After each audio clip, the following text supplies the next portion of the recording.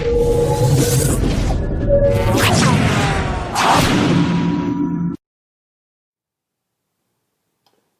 afternoon, everybody. This is Dennis Wilborn, the Active Trend Trader. Welcome to today's session of On the Radar. Live market updates on Tuesday, Wednesday, and Thursday at 1 o'clock Pacific time. We check out what the indexes are doing, and then we jump over and see if there's a stock setting up. And, of course, we also have occasionally, not occasionally, almost every day, is we have tech tips. I've got a really good tech tip for you today, or a trading tip. And let's see if we are in fact broadcasting, which I think, oh yes we are. We are live. And there we go. Okay, hey Mike Neely, how you doing? And welcome to today's session. We are in recording. If you missed the live session, of course, you can always pick it up on YouTube. And also you can pick it up on Instagram TV a little bit later in the day. Hope everything is going well on your side of the back on the mainland. I had a lot of people calling, leaving us emails to make sure that we were surviving the floods in Hawaii. And yes, we are, but we have started to build an ark in the backyard. So we will be ready for that when, if in fact that is necessary. So let's go ahead and jump into what we came here for, is basically taking a look at what are the stocks we're watching, doing. But we'll start with the index ETF, starting with the S&P. Had a great question yesterday evening on our advanced training session for active trend traders.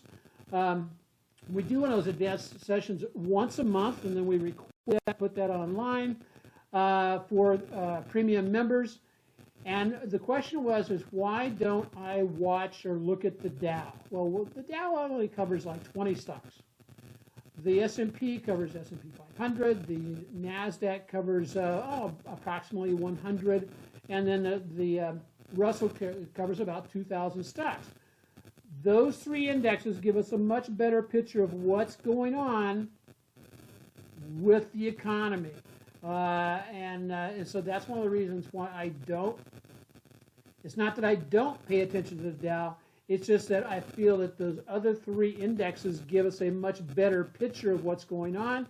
And the Dow tends to move pretty much lockstep with what the S&P does. And so that's why basically I just say, hey, we'll just work on the other. So what do we got going on with the spiders today? We have this. Let me get my drawing tools up.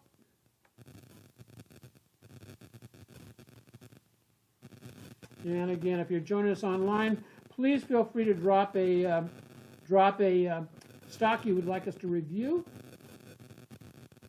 in on the. There we go.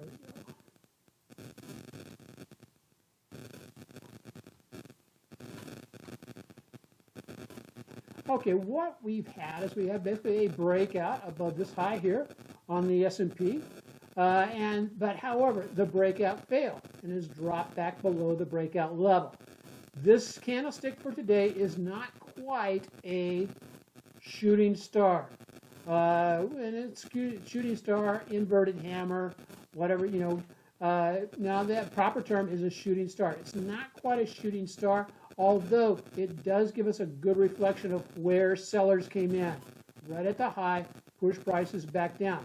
The S&P made an all-time new high today, and so that's all positive.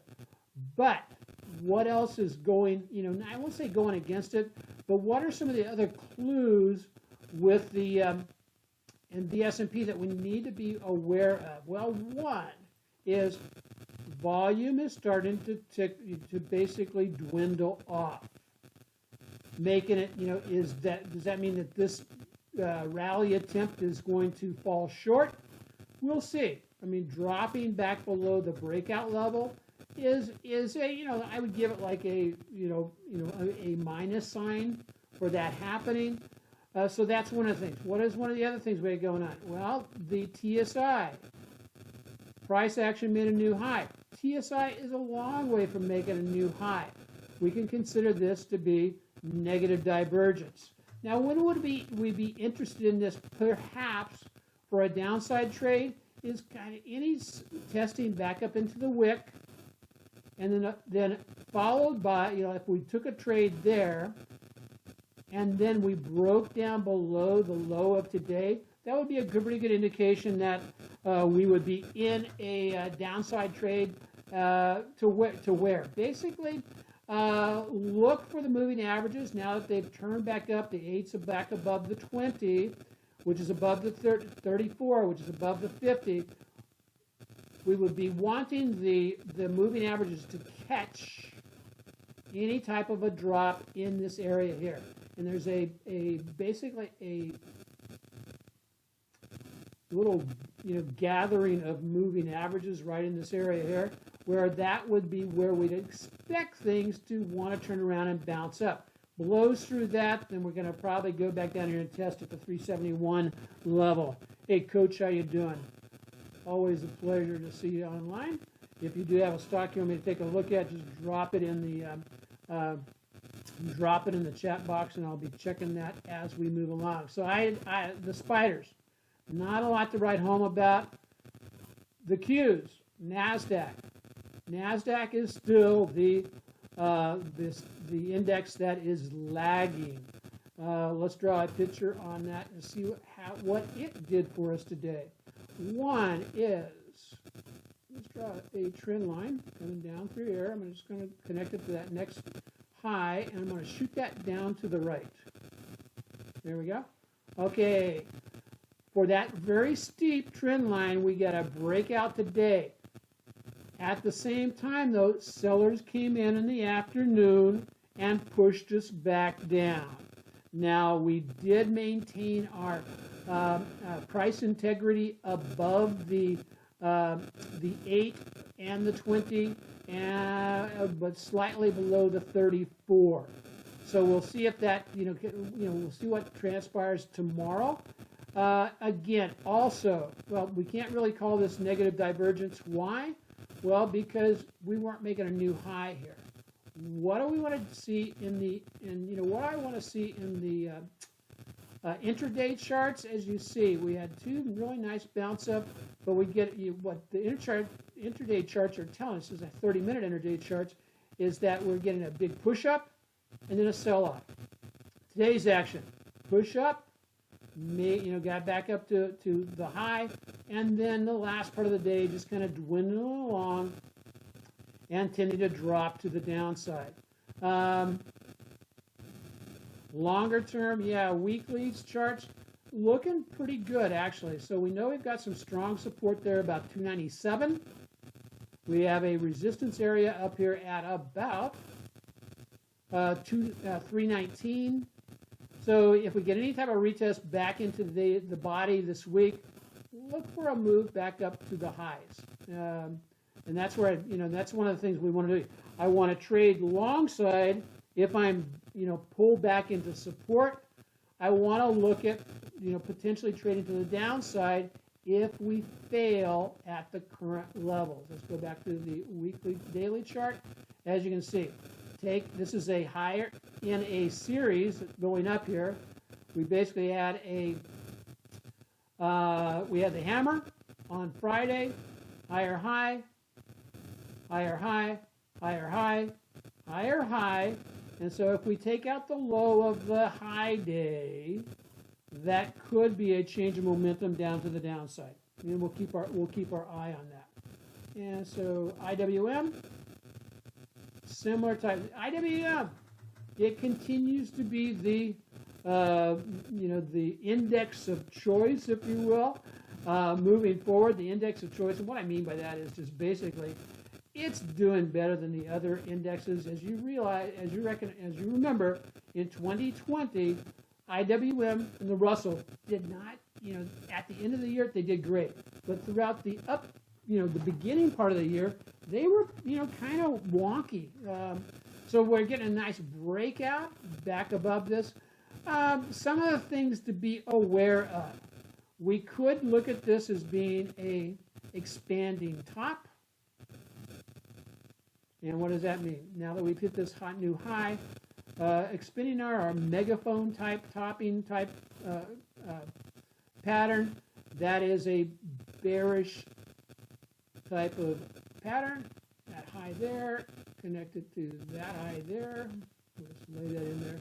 There's one side of the megaphone, and then of course here's the other side going down to this low over here. So as you can see, that they call that an expanding top. And it can, you know, it gives a lot of room to be moving. There's a lot of money to be made in these, in between those two lines. But you just have to wait for we have to wait for a reversal signal in order to take this to the downside. If price actions blow back down through this level at about 230.51 and take out today's low, that would be an indication that we could be in for a downside move, but a downside move to where?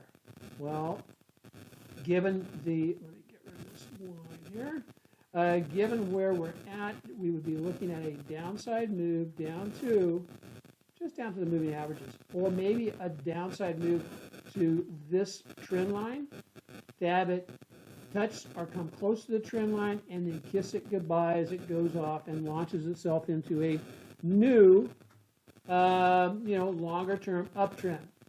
Again, those are the what ifs of what can happen. So that's what we've got with the IWM. Again, nice move up from this, huge hammer last Friday, and we've basically gone up 4 days in a row, almost straight up.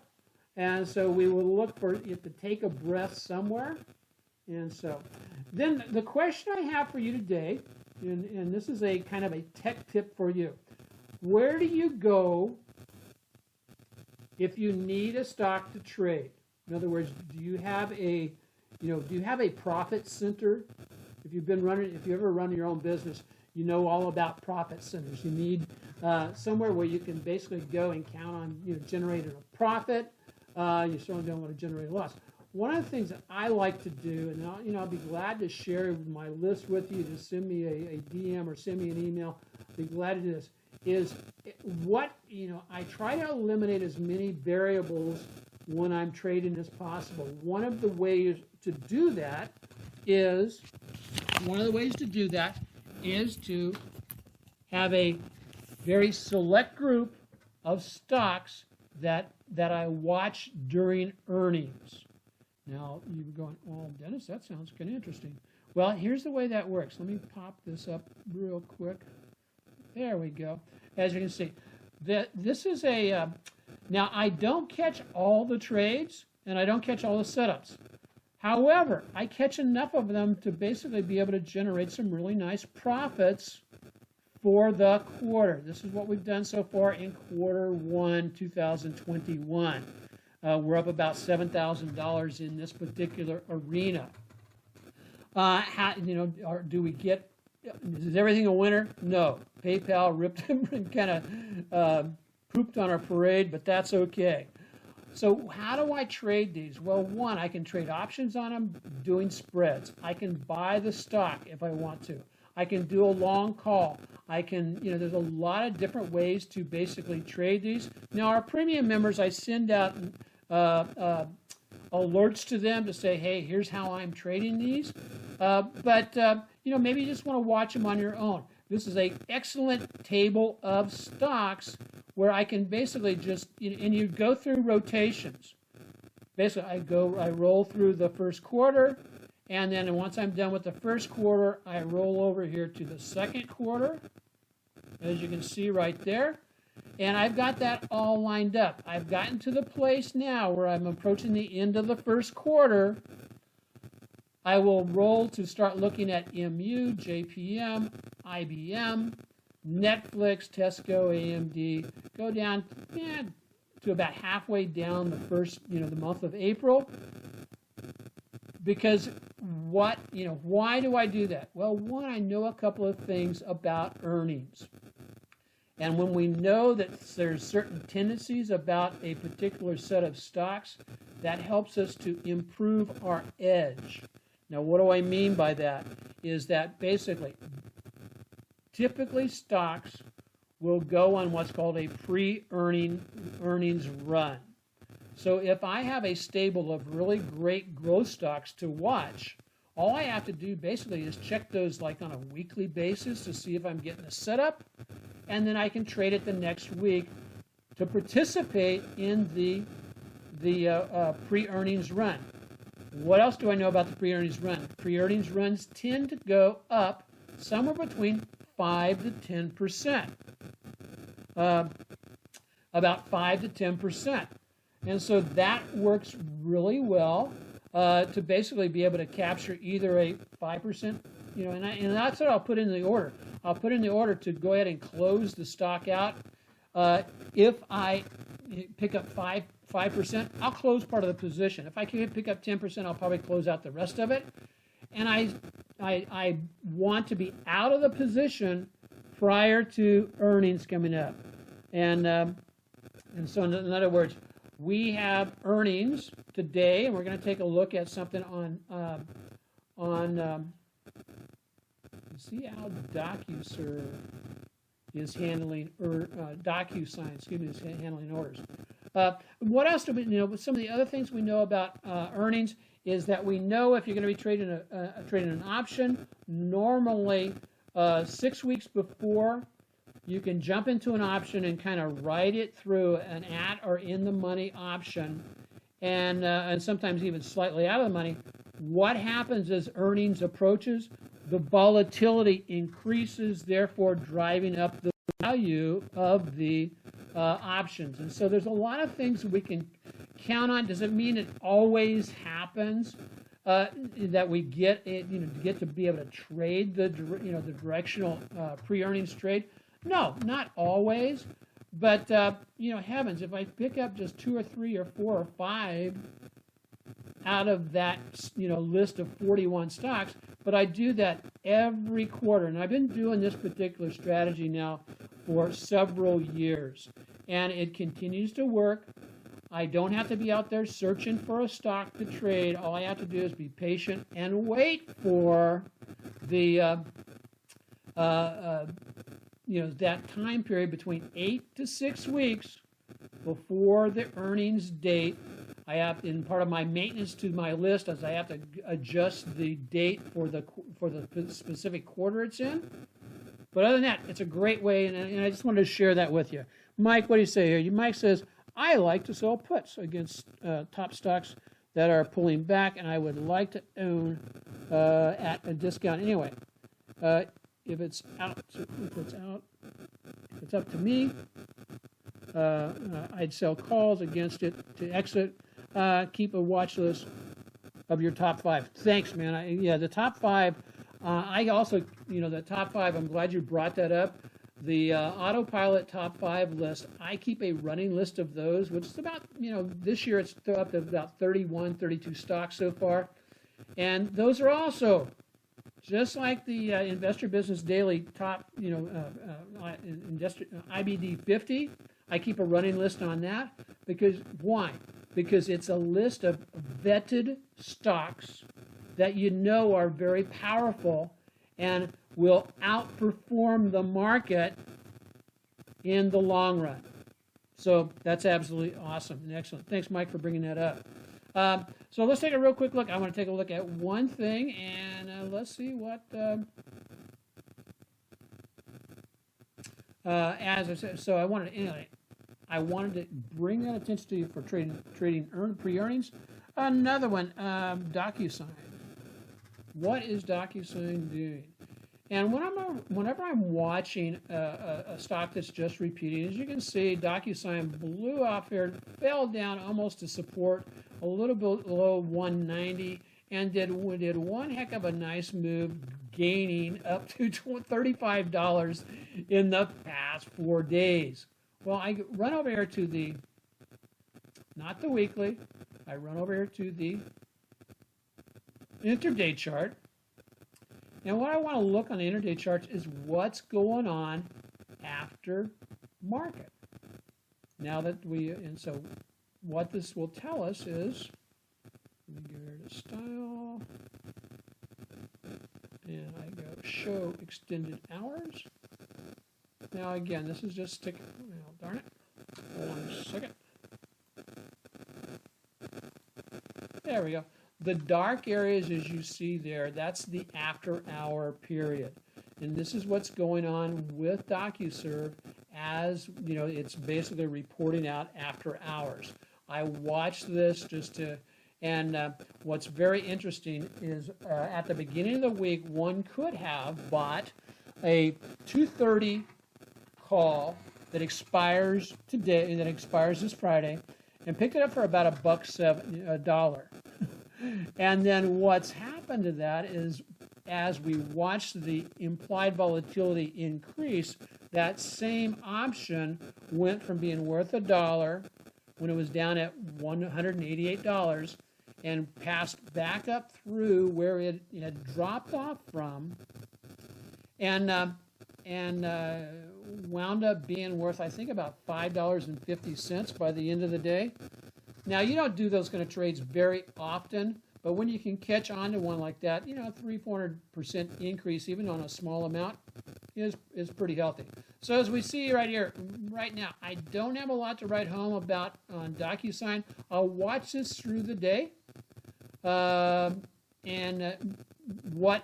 Here's what we would know about Docusign going into tomorrow is, let's go back to the weekly chart, is one, if it gets a really good report and they like it, it will probably gap. Now, how far does it have to gap in order to be free and clear from the inertia of past price action? You would have to gap all the way above this level here, that high right there. And that high is, I don't have it, about 275. That's how far it would have to. It would have to jump up a little bit over $50. What might happen if it gaps up and moves into just around that area? So let's say somewhere between 270 and 275, but fails to break out. That's a pretty good indication or a pretty good clue that the price action will reverse later in the day and drop down here to retest back in these past levels. And that's what we would be anticipating. Go back over here. And as you can see, during the first half hour that we're looking at, yeah, prices, we'll see what happens. We'll see what transpires with that. So anyway, that's what I'm looking at with Docusign, and that's fortunately, Docusign, that was one that, we traded into and traded out of. We're sitting on the outside, profits in hand, and now we're just watching to see what it's going to do. Because one of the things you can do if you do an option trade on this, let's say you have 5 options. You close 4 of the options for a really nice profit. You bought them at $1. You sold them at somewhere between $3.50 and $5. And then that makes the other, that other option, contract that you bought at $1, basically a free trade and a free ring. If it blows on past 230 up into 235, 240, 250, then you would benefit from that the day after earnings, which is tomorrow, which is when the options expire. So, okay, hey, that's what I wanted to leave you with today. Again, if you do have any stocks you would like me to take a look at, please just leave me a DM. Let your friends and family and anybody know that we're doing these live videos, and they come on Tuesday, Wednesday, Thursday, 1 o'clock, just slightly after 1 o'clock Pacific time, and then they were posted then to Instagram TV, and also they are posted to YouTube channel Market Tech Talk. So if you want to know more about how to get a hold of this, how to get a hold of the earnings trades or that earning stock list, just drop me a note in YouTube, and we'll get that over to you. Leave your email or send me a DM with your email, and we'll get you registered up for that. So without any further ado, we'll say aloha. God bless everybody. Thanks for joining.